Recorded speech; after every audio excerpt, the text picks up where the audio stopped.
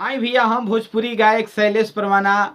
आज बड़ा ही खुशी के बात बटे कि आज हम एगो माई के भजन गावे जातानी, माई के गुणगान कर जातानी। तो बस रउआ लोग के भी माई बाड़ी, अगर रउआ लोग अपना माई से प्यार करनी तो ये वीडियो को पूरा देखी। तोहरा दुधवा के नीक ना कि तोहरा दुधवा के नीक ना दियाई रे माई, तोहरा ममता में सागर ना समय रे माई, तोहरा ममता में सागर ना समय रे माई। चांदो से मांगेलू चमकतिया जोरिया, सूरज से मांगो बारदान कि छतिया से अमृत के दूधवा पिया के अरे बबुआ के करेलू सयान कि चंद